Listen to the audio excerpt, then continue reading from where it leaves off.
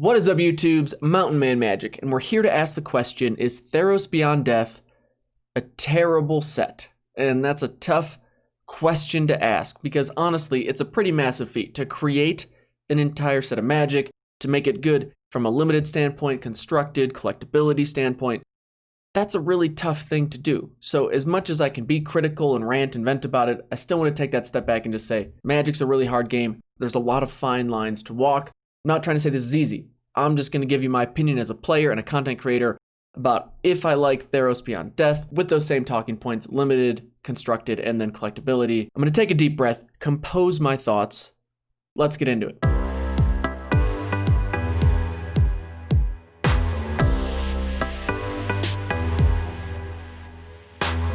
Starting with limited, this is a very subjective account. And I'm not going to rant about bad draws and ridiculously bad luck and blah, blah, blah.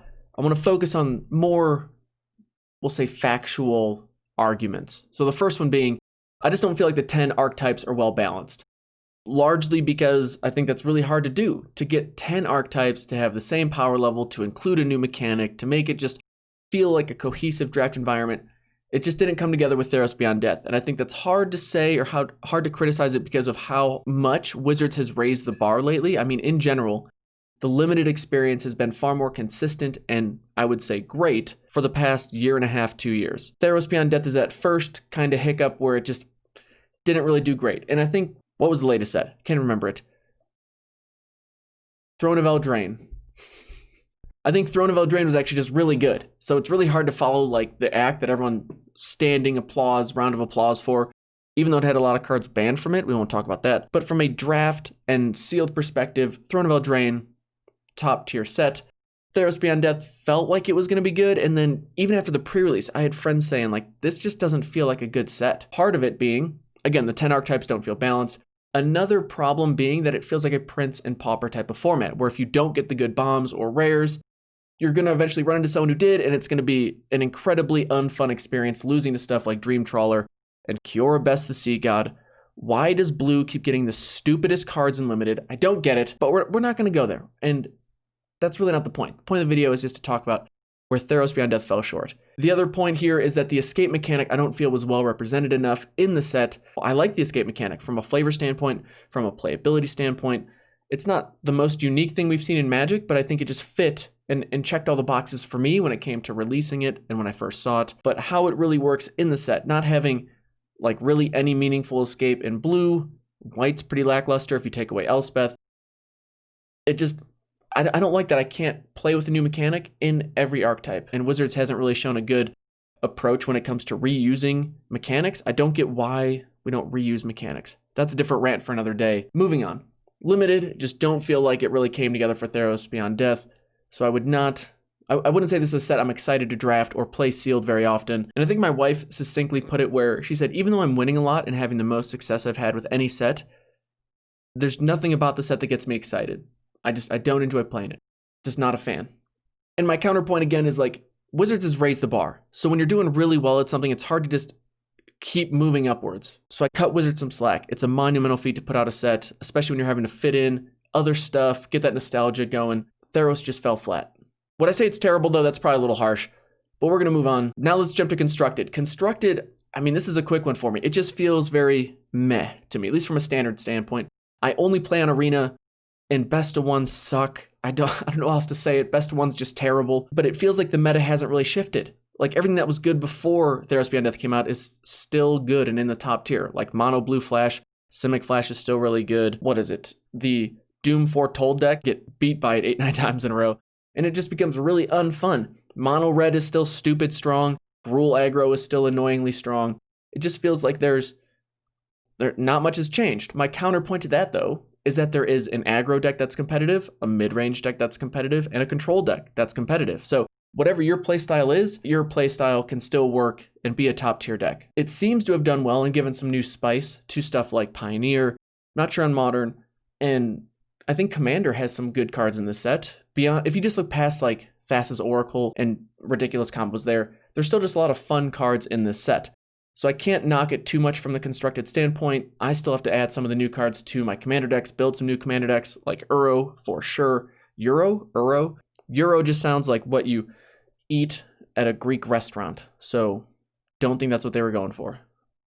All in all, from a constructed standpoint, it's really hard to just tell how a set's going to fit in a meta, change a meta, fit into casual play. Like, you just don't know until the masses get to it. So I can cut them some slack there as well. But my biggest grievance with this set is the collectability, or lack thereof. There's really not a lot that I'm excited about when it comes to collecting cards from this set. And I think a lot of that has to do with, one, when we looked at our first trip to Theros, we had 3 sets to really get into the plane, explore the story, all that fun stuff.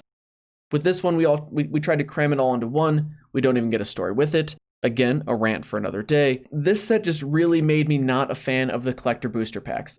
Every day that goes by, I become less and less a fan of the collector booster packs. I was a big fan of it when I saw it as this premium add-on, as your buy a box promo bonus when you bought that booster box from your LGS. That seemed like a really nice little premium experience you got for supporting your store. Hey, nothing wrong with that. Different artworks, trying stuff like that. I can appreciate that. Great.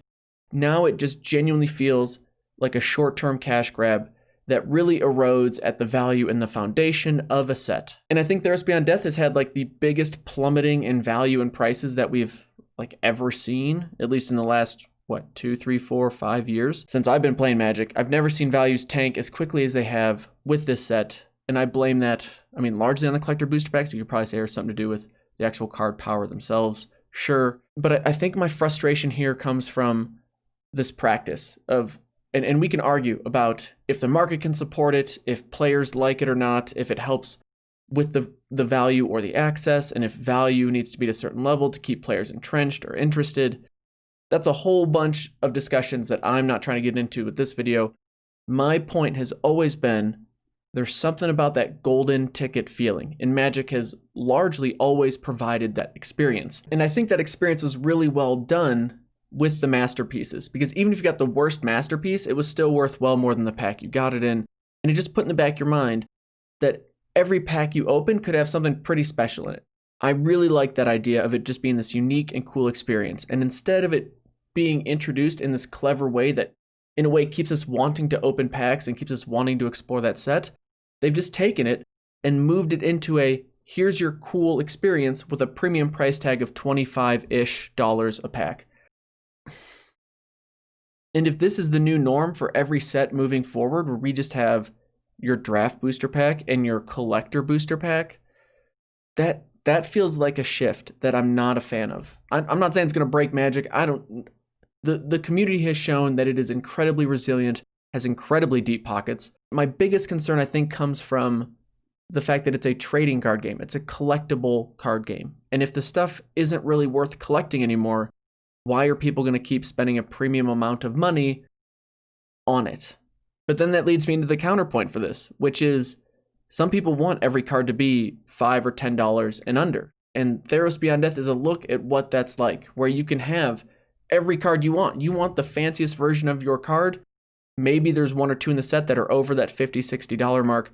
But beyond that, you can get any version you want for super cheap. Would I be upset about that if that was the case for every set? I don't know. It's hard to tell. Maybe I'm just bummed too that they missed that they could have brought God packs back. That would have been a super cool thing to do, like we had in Journey into Nyx, and they didn't do it. Why not bring those back? Because we can sell $25 collector booster packs. Fantastic. So I can rant about the collectability and the value tanking, but honestly, that maybe is a great thing for you. If you're on a small budget and you're just trying to get some cool cards that you want in your commander deck or whatever, this is a great set to really see how does it feel in the short term with every card being easily accessible, and then what really happens with prices in the long term once we start to see what's useful, once we know what's going to work in certain metas, or what's just a fun card to build around, or what artwork really has people drawn to it. That all remains to be seen. But I'd love to know your thoughts in the comments. What do you think about Theros Beyond Death? You can talk about it the way I did, limited, constructed, collectability, or just rant about your worst draft experience on Arena. Can we please, for the love of God, get rid of the bot drafting? Please, Wizards. Please. That'd probably be my least favorite thing about the set, is just bot drafting on Arena is horrendous with this set. It's by far my least favorite set to draft on Arena. If you made it this far though, I really appreciate you watching. I hope you're having a good day out there. I hope you've had a better experience than I have with Theros Beyond Death. Maybe this is me just ranting and yelling into the abyss and everyone else having a great time with it, but I really do appreciate you watching. Thank you so much to my patrons for supporting the channel. I can't say it enough. Thank you to Card Kingdom for sponsoring the channel as well. Sponsorship, your sponsorship goes a long way, means a lot. And again, if you're going to buy any cards, Theros Beyond Death or anything else, go to Card Kingdom, buy from them. They're the best place to buy cards online. But with that, I hope to see you in the comments. Let me know again your thoughts on the set, what's been good or bad for you. Hope to see you there. Thank you so much for watching. Have a good one. Peace.